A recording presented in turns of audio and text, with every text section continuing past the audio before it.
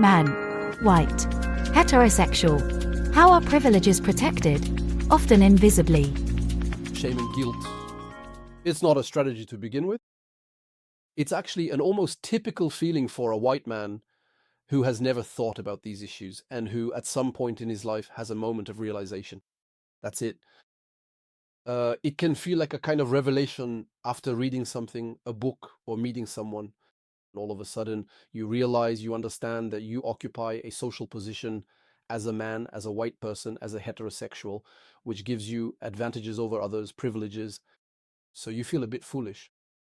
And then sometimes you feel a bit guilty, a bit ashamed, if only for not having understood this sooner, or in my case, for having denied it when I was very young, a teenager and a young adult.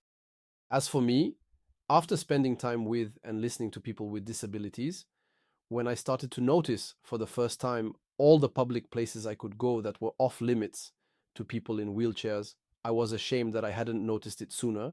That's it. And I had the same experience as a white person and as a man. So it's a legitimate feeling that can become a driving force to reflect on one's own social position and to question oneself or even to get involved.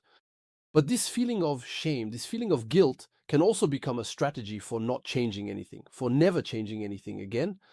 First, because if we stay stuck only on this feeling of shame, we end up thinking only about ourselves, about our own little navel, about our own feelings. Well, our guilt, our shame, in the end, nobody really cares. That's not the point. And then we can also make ourselves believe that we're on the right side of the world, on the side of people who think the right way, who are egalitarian. So I have a masculinity, a whiteness in solidarity. The problem is other people, toxic masculinities, racists. So as far as I'm concerned, I don't have anything to change since I'm on the right side of the barrier. So we can clearly see where the trap is. But the most serious problem is when this shame, this feeling of guilt actually becomes a way to prevent any progress toward greater equality, for example, between women and men. The most obvious example is that of women's place in the workplace. When in a company there is real work being done to move toward greater equality, to approach gender parity at levels of responsibility, even when we are still very far from it and men hold most of the positions, you hear men say that they shouldn't be made to feel guilty and that they should be allowed to continue occupying all the positions. Well, they don't say it like that, of course. They start by telling you that they are not responsible for the situation, which is true because all of this happened before they were born, before I was born, obviously. They then point out that the loss of their privileges will come at a cost. Well, it will be less easy to advance professionally because now they'll have to compete with qualified, competent women and so on. And they make the connection. Fewer privileges, therefore more difficulties. But it's not their fault that things have come to this point. So it's unfair. There you have it. They will experience this as something unfair and will feel that people want to make them feel guilty in order to take their place and give it to women, which is obviously not the case. And so we're told we need to reassure them. We have to tell them, no, you're not to blame. And still in the workplace, it's often women who ask that men be reassured on this point, probably because they fear backlash. And so we can clearly see that this is a real strategy to protect privileges, since that's the effect it produces. We find this expressed in the same way when it comes to racism. It's a discourse that we hear, including from people who define themselves as anti-racist.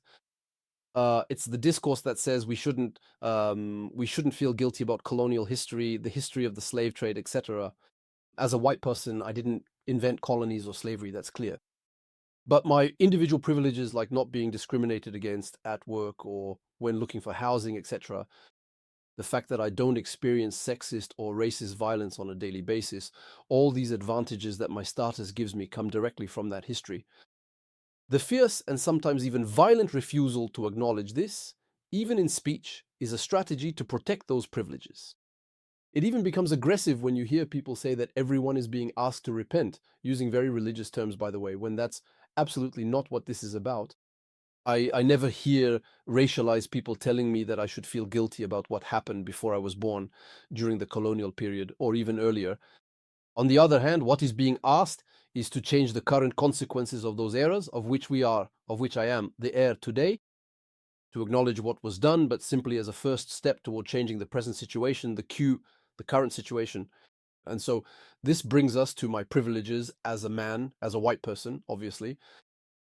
And here we can clearly see that this gets stuck, and we understand how this so-called refusal of shame actually becomes almost a political strategy.